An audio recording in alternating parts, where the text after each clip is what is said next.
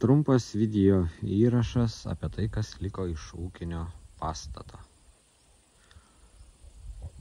Visą šį grožį sukūrė štai va šitas monstras. Nors čia nėra joks monstras, kaip sakė vairuotojas, čia mažas ekskavatorius. Tai va, šitiek dabar turim daug grūzo. Na, čia tokia mišrainė, kur teks ją kažkaip atsirūšiuot, bet įdomiausia dalis, kad čia kažkur turėjo būti mano šalmas su akių apsauga, pjaunant žolę su trimeriu. Tai labai tikiuosi, kad kažkur aš čia dar jį surasiu. Ir dar toks klausimas iškyla, o kur dabar reikės laikyti avis, nes daržinės kaip ir nebėra. Tai dar apeisiu šiek tiek, parodysiu, kaip atrodo visą šitą mėšlo krūvą.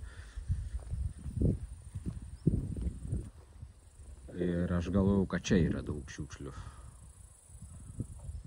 Pasirodo, čia yra tikrai daugiau šiukšlių.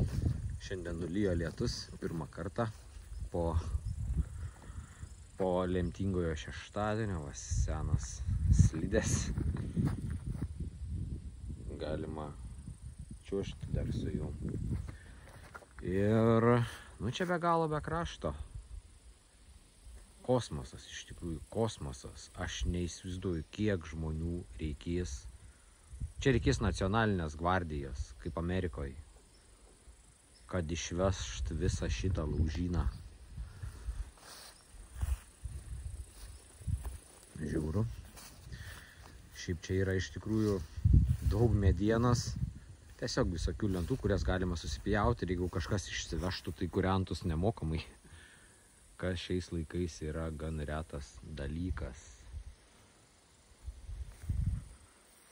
Gal čia mano šalmas? Nes žmona vakar sakė, kad kažkur matė geltoną daiktą.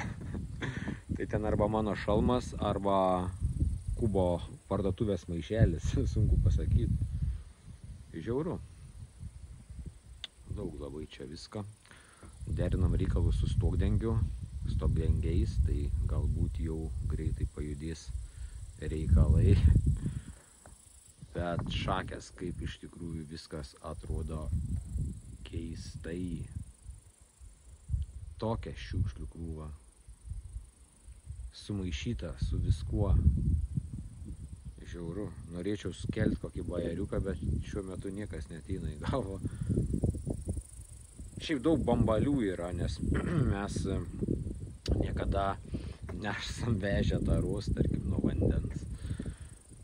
Tai visą laiką sukraudavom gražiai į maišus ir dėdavom tiesiog į vieną vietą daržiniai. Tai čia, jeigu yra benamių, tai prašom, galit rinkti.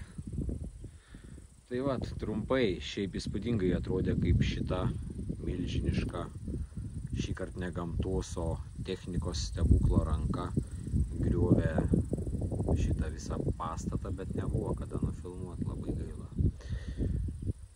Nes šiaip iš tikrųjų gal porą smūgių ir nebėra, bet prireikia porą šimtų smūgių, kad nebeliktų. Tai va, trumpai tiek. Ačiū, kad žiūrėjot. Ačiū, kas nežiūrėjot, kaip visada. Iki sekančio karto.